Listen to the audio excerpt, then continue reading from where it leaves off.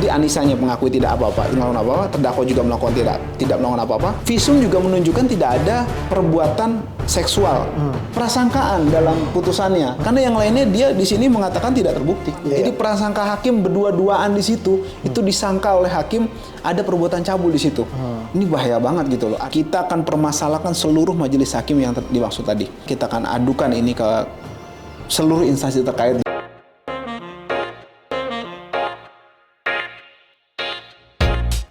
Assalamualaikum warahmatullahi wabarakatuh. Assalamualaikum warahmatullahi wabarakatuh. Kembali lagi di YouTube channel Halo Pengacara. Apa kabarnya sahabat Halo Pengacara? Semoga dalam keadaan sehat walafiat ya. Dan pada kesempatan kali ini kembali Halo Pengacara akan memberikan informasi dan ulasan hukum terkait dengan isu-isu yang sedang viral di masyarakat yang menjadi perbincangan hangat baik di media sosial dan juga di media massa. Kali ini kembali bersama Bang Ajis Yanuar, kita akan memberikan ulasan hukum terkait dengan putusan nomor 237 Pitsus 2023 PN Jember. Dalam hal ini terkait dengan perkara yang melibatkan terdakwanya Muhammad Fahim alias Gus Fahim ya, yang ini diperiksanya di Pengadilan Negeri Jember gitu ya Bang. Ini kan kalau kita berdasarkan tuntutan lah ya, tuntutan yang kemarin ya Bang, itu kan dituntutnya 10 tahun ya Bang ya. Kemudian divonisnya 8 tahun ya. Tapi sebelum kita lanjut, jangan lupa dukung terus Halo Pengacara, subscribe YouTube channel Halo Pengacara dan nyalakan loncengnya supaya terus mendapatkan update terkait dengan video-video terbaru dari Halo Pengacara.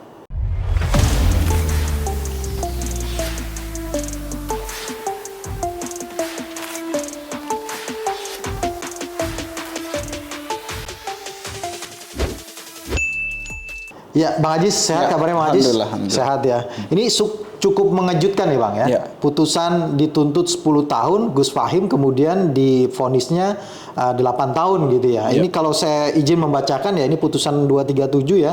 Nomor 237 Pitsus 2023 PN Jember.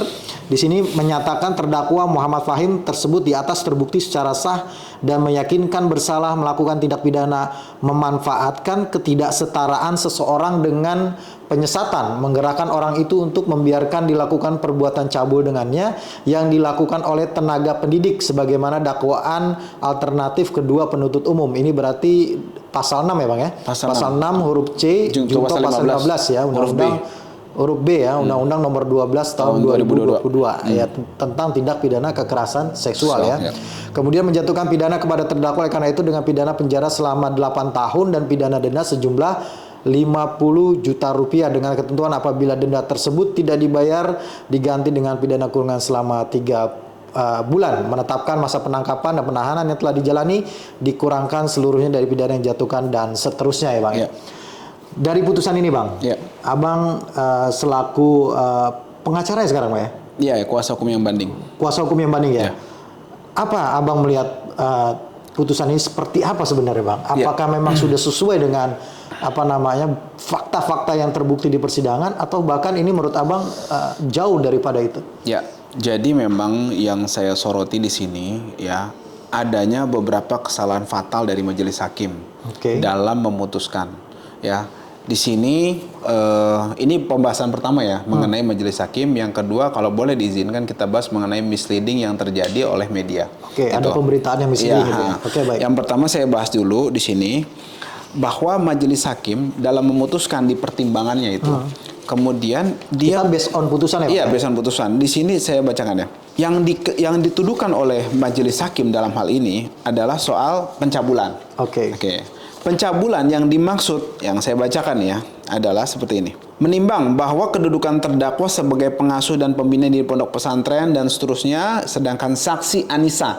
Nah, saksi Anissa ini salah satu yang dianggap sebagai korban. Ada berapa korban Bang? Ada 4, cuma yang 3 di putusan ini majelis hakim menyatakan tidak dianggap sebagai suatu pencabulan. Jadi saya kesampingkan, saya tidak bahas itu. Nah, di sini yang saya bahas adalah mengenai bagaimana Anissa tadi staf pengajar, Jadi ini bukan santri ya, tapi dia staf pengajar, salah satu staf pengajar. Berarti itu dulu. Usianya bukan anak-anak. Ya. Kemudian ada ketidaksetaraannya karena dia sebagai pimpinan pondok Gus Fahim ini.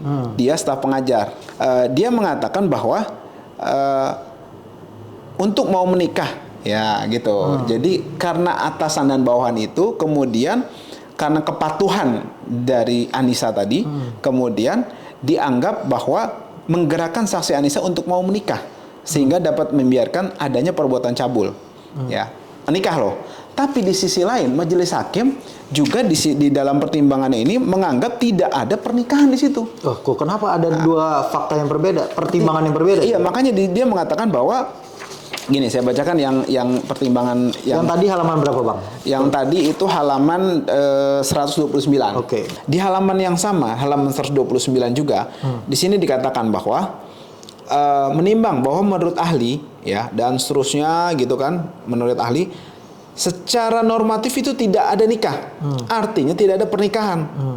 Bahwa jika pernikahan terjadi tanpa wali, jika mereka melakukan hubungan suami istri, maka disebut zina, dan seterusnya. Kemudian di sini ternyata terdakwa menikahi saksi Anissa tidak berdasarkan tujuan untuk menciptakan keluarga, sakinah mawaddah warahmah berdasarkan tuntunan agama, tapi hanya sementara.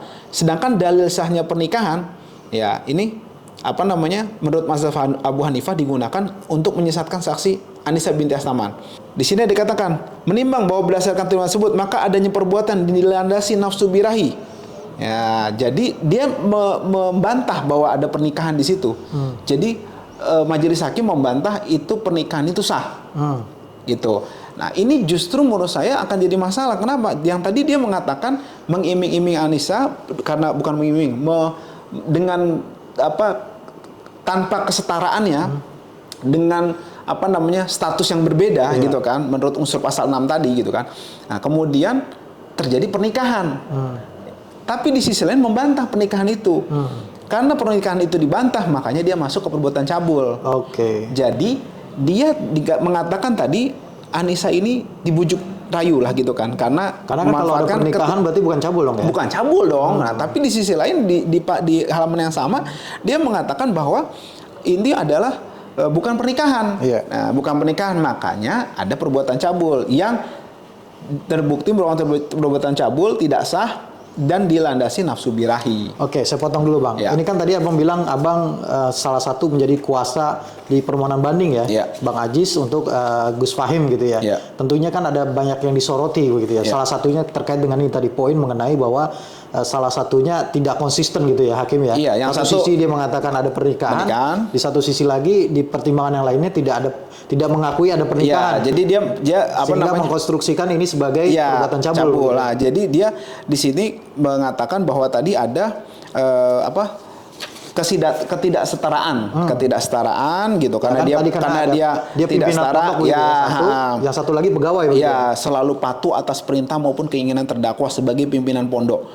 Ternyata adanya ketidaksetaraan itu dimanfaatkan terdakwa untuk menggerakkan saksi Anissa untuk mau menikah, ya, sehingga dapat membiarkan adanya perbuatan cabul. Loh, menikah kok perbuatan cabul? Nah, ini yang jadi pertanyaan. Maksud saya, gimana dia mengatakan kalau ada pernikahan lalu ada perbuatan cabul? Ini konstruksinya menurut saya yang berbeda. Tapi dibantah karena dia di sini mengatakan tidak ada pernikahan. Di halaman yang lain dia mengatakan di halaman yang sama bahkan di sini bahwa pernikahan itu tidak sah. Penamaan itu tidak sah karena menimbang bahwa menurut ahli bahwa jika ada orang mengaku telah menikah terus setelah diperiksa 5 rukun tidak ada, maka normatif itu tidak ada nikah.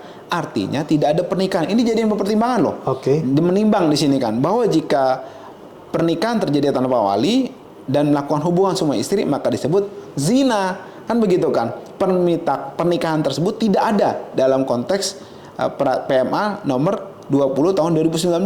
Nah, jadi ini hakim berarti berdasarkan keterangan ahli kemudian mengkonstruksikan sendiri, bahkan menafsirkan sendiri tentang hukum pernikahan, begitu. Betul. Itu bahasan nanti yang selanjutnya saya bahas juga seperti itu. Jadi saya bahas ini ke logika fallacy gitu loh. Jadi kecacatan logika gitu loh. Jadi mengkonstruksikan ini tidak ada pernikahan, tapi di sisi lain menganggap itu ada pernikahan karena mengutip soal ketidaksetaraan tadi gitu loh. Ya, berarti ini inkonsistensi ya. Iya, di jadi dalam pertimbangan inkonsistensi seperti itu. Jadi itu menurut saya hal yang harus dikoreksi mengenai kesalahan logika berpikir tadi gitu kan. Nah, kita udah bandingan, Mak? Kita sudah pernyataan banding. Pernyataan banding, tinggal permohonan banding ya. Memori bandingnya yang belum. Memori banding insya Allah dalam pekan ini kita. Nah, ini yang jadi pertanyaan saya. Selain poin itu, poin apa lagi yang menjadi perhatian Bang Aji sebagai kuasa hukum di dalam memori banding? Kedua, yang saya mau soroti adalah majelis hakim di sini menyatakan sah atau tidaknya pernikahan, padahal ini pengadilan negeri, bukan pengadilan agama. Ini jelas-jelas melakukan suatu hal yang melampaui kewenangannya, gitu kan. Kalau istilahnya asas kompetensi absolut ya, seperti itu. Absolut atau relatif tuh? Absolut ya. Kan? Karena kompetensinya Abang bilang tadi mungkin ke pengadilan agama gitu loh. Jadi dia mengambil alih bagaimana peran pengadilan agama diputuskan kemudian dikonstruksikan dalam pengadilan negeri. Ini menurut saya melampaui kewenangan. Nah, kemudian yang kedua.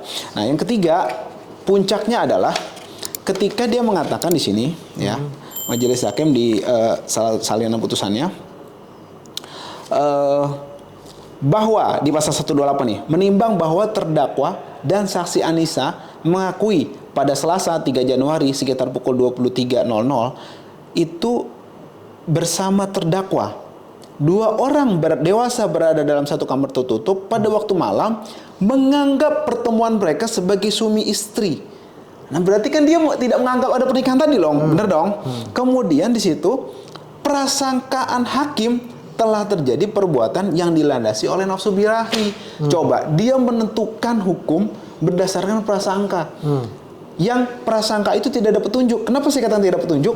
Karena Anissa membantah untuk di dalam kesaksian itu, Anissa mengatakan bahwa pada waktu itu memang dia masuk ke dalam ruangan itu, ya, dengan maksud di sini ya, saya bacakan di halaman 26.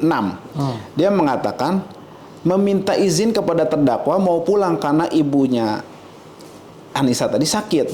Setelah itu tidak ada permasalahan lagi, saksi dan terdakwa kembali ke kamar masing-masing.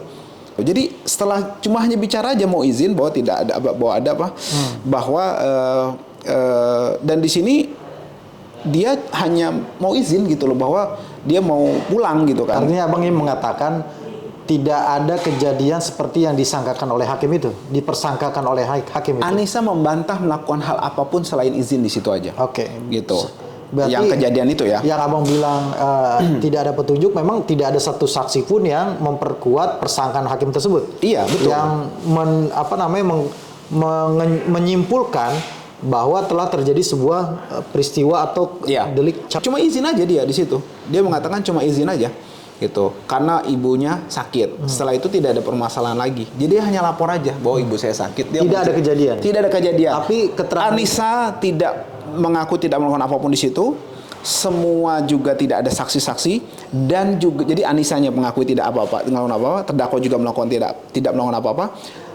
Visum juga menunjukkan tidak ada perbuatan seksual layaknya suami istri di situ, gitu, yang terjadi kepada Anissa, gitu loh. Jadi artinya prasangkaan ini terus didasarkan tidak ada petunjuk, tidak ada petunjuk, tidak jadinya persangkaan itu. Prasangka murni, prasangka aja gitu loh. Tidak ada. Jadi ini lucu. Jadi majelis hakim mendasarkan perbuatannya hanya itu aja loh. Jadi di sini saya ulang lagi ada 3 hal yang saya koreksi dan kita kritisi dari majelis hakim.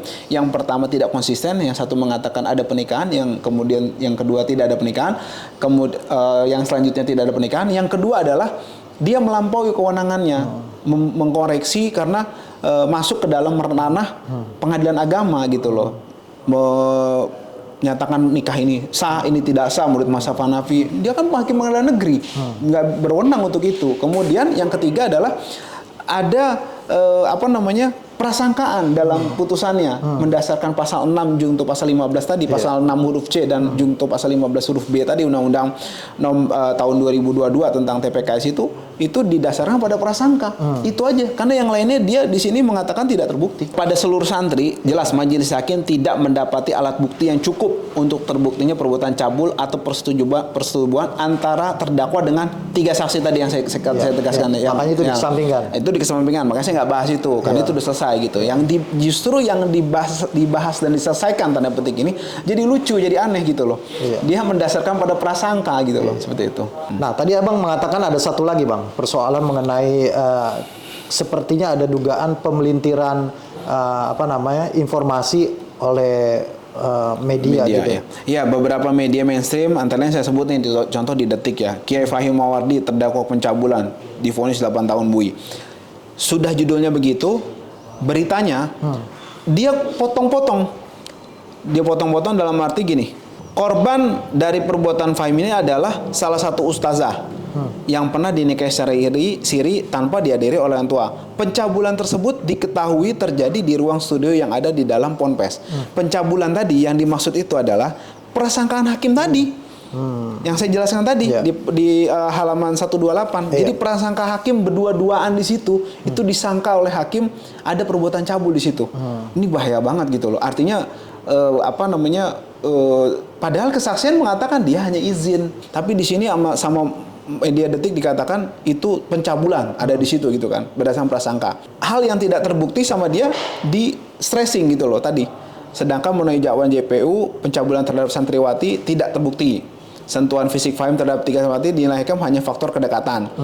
Dalam persidangan mengaku dicium keningnya, tapi tidak sampai terjadi persetubuhan gitu kan. Ini menurut saya bahasa-bahasa yang dikolaborasikan antara hakim tuntutan JPU dengan media sedemikian rupa untuk menggiring opini bahwa seakan-akan terjadi hal-hal yang tadi yang memang keji tadi gitu loh. Padahal halnya tidak seperti itu faktanya. Faktanya kalau mau jujur sebenarnya dikutip aja yang tadi poinnya bahwa Gus Fahim ini dituduh mencabuli ya pihak lain hanya berdasarkan prasangka hakim karena mereka berdua-duaan pada tanggal 3 Januari 2023 pada pukul 23. Itu aja poinnya. Yang Abang bilang tanpa adanya bukti apapun dan tanpa ada petunjuk.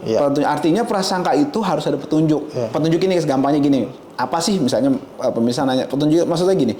Gampangnya misalnya ada pengakuan dari Anissa. Nah, prasangka itu diperkuat oleh pengakuan Anissa, memang saya diapa-apain misalnya begitu. Kemudian maksudnya diperlakukan tidak senonoh lah gitu kan. Kemudian ada yang melihat. Atau Anissa bercerita kepada pihak lain bahwa saya diperlakukan begini gitu. Itu kan kalau menurut undang-undang perlindungan perempuan ya, perlindungan anak, perlindungan terkait dengan korban seksual itu bisa diterima gitu loh. Tapi ini nggak ada. Bahkan di kesaksian ini Anissa juga bilang dia hanya mau izin. Seperti itu. Ini menurut saya hal yang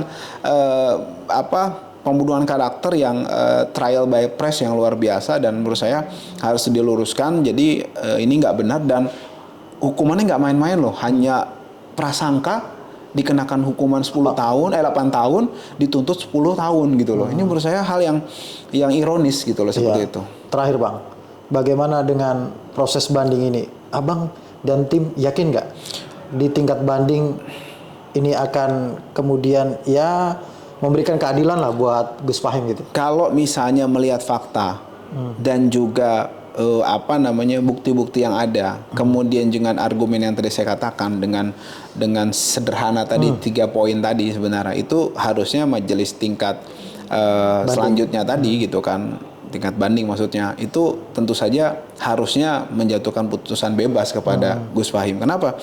Karena nggak bisa mendasarkan pada prasangkaan. Ini jelas ada kesalahan hakim dalam menerapkan hukum, gitu kan, dalam mengadili. Kemudian juga dia melampaui kewenangannya, gitu. Menurut saya ini perlu diperhatikan betul supaya tidak menjadi presiden buruk ke depannya. Bagaimana seseorang bisa mudah dipidana dengan hal-hal yang menurut saya jauh daripada rasa keadilan. Dan juga perlu diingat bahwa ini kita tidak akan berhenti di sini.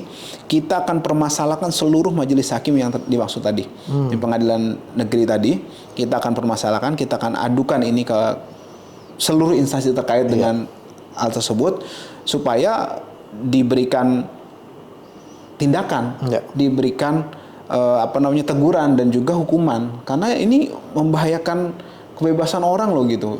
Dan juga membahayakan sistem penegakan hukum di Republik ini. Ya, makasih Bang Ajis atas kesempatannya dan ulasannya pada video kali ini, dan juga terima kasih kepada sahabat Halo Pengacara yang sudah menyaksikan video ini sampai dengan selesai. Jangan lupa dukung terus Halo Pengacara, subscribe YouTube channel Halo Pengacara dan nyalakan loncengnya supaya terus mendapatkan update terkait dengan video-video terbaru dari Halo Pengacara. Sekali lagi terima kasih. Salam Halo Pengacara. Assalamualaikum warahmatullahi wabarakatuh. Waalaikumsalam warahmatullahi wabarakatuh.